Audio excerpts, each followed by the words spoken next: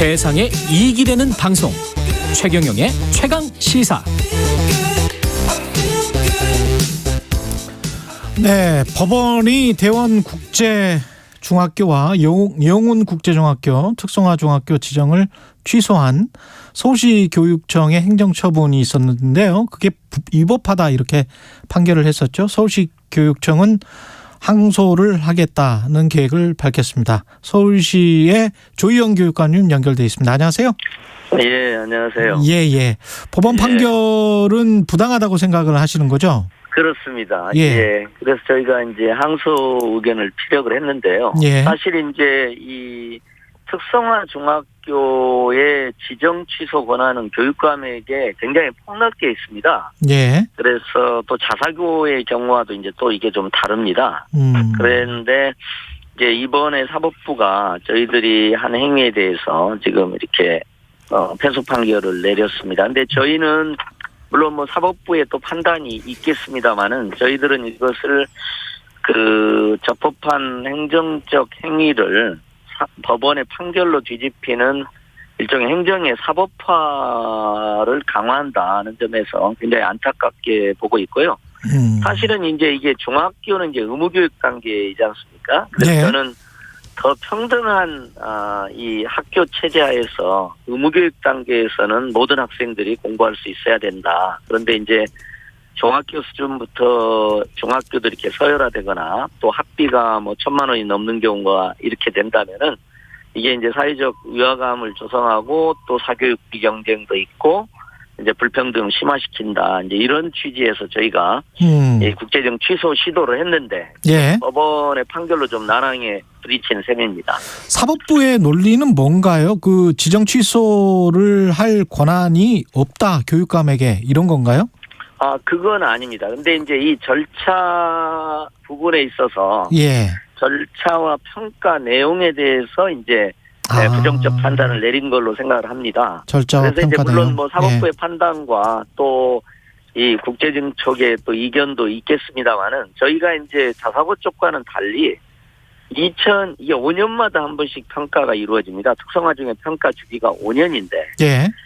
저희가 2015년 평가와 큰 틀에서는 그러니까 평가 지표나 평가 방식, 영역, 항목은 유지하면서 이제 세부적인 변경만 했습니다. 예. 네, 그런데 이제 통상 이제 자사고에도 그렇습니다만 사법부가 5년 전에 이게 동일한 기준을 적용해야 되지 않냐 이런 약간의 전제가 좀 있는 것 같습니다. 근데 이제 보통 교육부 정책도 그렇고요. 모든 정부의 정책들이 무슨 평가 지표를 5년 전에 완벽하게 동일하지 않지 않습니까? 네. 5년 동안 또 세상이 바뀌니까 또 국민들의 요구도 바뀌니까 그것을 반영하는 세부적 변경은 부분적으로 있게 됩니다. 예.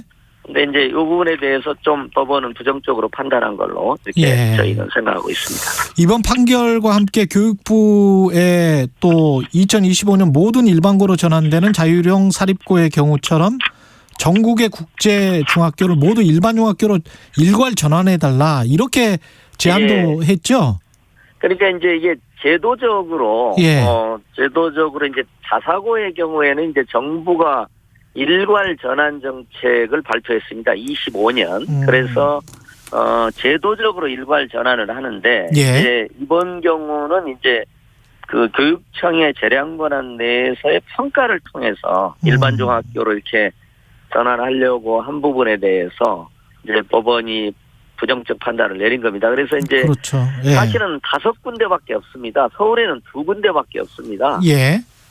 그래서 이제 서울시교육청은 시도교육감 협의회 안건도 올리고 다양한 노력도 하고 교육부도 의무교육과정 취지에 부합하는 중학교 체제의 좀 평등한 재편에 대해서 공감하지 않을까 이렇게 생각을 합니다. 저희는 계속 요구를 하고 있습니다.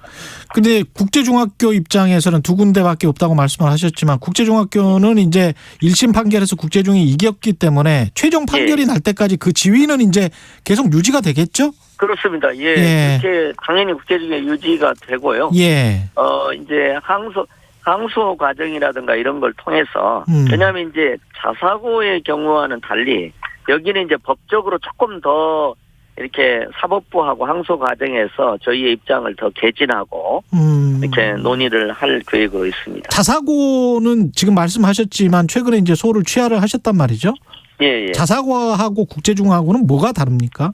교육청 입장에선. 그러니까 굳이 얘기를 하면은 이제 중학교는 서울에 380개 정도 있는데 이제 2개의 어떻게 보면 이제 특권 학교라고 이제 보통 평가되는 학교가 있는 겁니다. 그래서 근데 이제 자사고는 이제 고등학교가 320개 정도 되는 데 있어서 한 20여 개가 넘습니다. 꽤 비중이 이제 높은 이제 그런 상황입니다. 그래서 이제 자사고의 경우는 이제 저희가 항소를 제기했다가 취하를 했습니다. 근데 이제 이 부분은 경기에도 있고 부산에도 있고 여러 학교들이 있고 서울에만 해도 4개의 재판부가 진행을 했습니다. 그래서 이제 이 모든 과정을 종합해 볼 때 이 사법부의 이 저희들의 자사고의 일반부 전환에 대한 판단이 어느 정도 정리됐다 이렇게 저희가 보고요. 또 이제 저희 입장에서는 학교를 관리하는 입장이니까 뭐 국제유니건 자사고는 저희가 이제 관리하는 입장이고 학교를 지원해야 되는 입장이니까 장기적인 법적 분쟁으로 인해서 이제 교육력 약화가 재학생들에게 피해를 줄 수도 있고 또 고입 체제가 이제 불확실되니까 중학교 학부모님들이 이게 지원할 때 또 혼란이 있지 않습니까? 그리고 또 이제 소송 중인 자사고도 이제 소송 비용이라든가 학교의 안정성이 너무 불안정하니까 항소 취하를 요구했고 저희도 이제 어느 정도는 법적 판단이 한 6번 정도를 통해서 이루어졌기 때문에 법적 판단은 이 정도는 우리가 학교를 뭐 괴롭히려는 게 아니니까 수용하는 게 맞다고 보고 항소 취하를 했고요. 자사고는 그랬고 국제중 부분은 이게 처음입니다.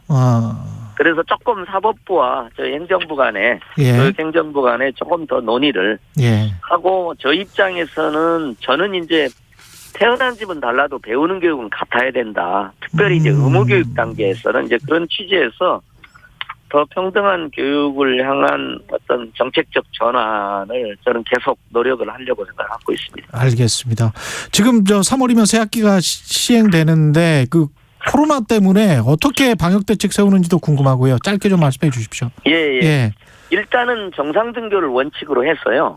오미크론의 상황에 따라서 이제 전면 등교를 좀 제한한다거나 등교 수업과 원격 수업을 배합한다거나 이렇게 하고요. 학생들의 이제 신규 확진이 한 3% 이상이 되거나 그리고 학교 전체가 한 15% 정도 되면 저희가 이제 뭐 전면 원격이라든지 원격을 주로 하되 등교하고 결합하는 방식을 하려고 생각을 갖고 있습니다. 마지막으로 한 가지만 좀 저희가 말씀드려도 될까요? 말씀하십시오.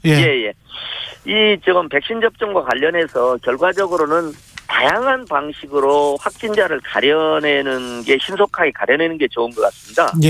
그래서 이제 저희가 자가진단 키트를 이제 굉장히 주요한 수단으로 하는데 저희가 그것만으로는 좀 검사 정확도나 이런 게 부족해서 저희가 22개의 그 현장 방문형 PCR 검사 팀을 지금 운영해서 좀 보완을 하는데요. 신속 PCR 제도라는 게 있습니다. 저희가 서울대하고 협력해서 그러니까 2시간 안에 1시간 안에 결과가 나오는 방식입니다.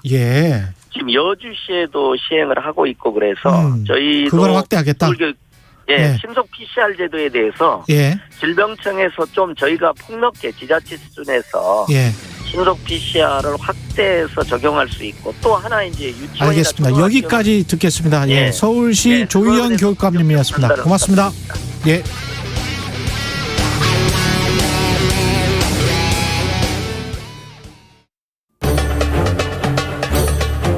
코로나19 상황이 이어짐에 따라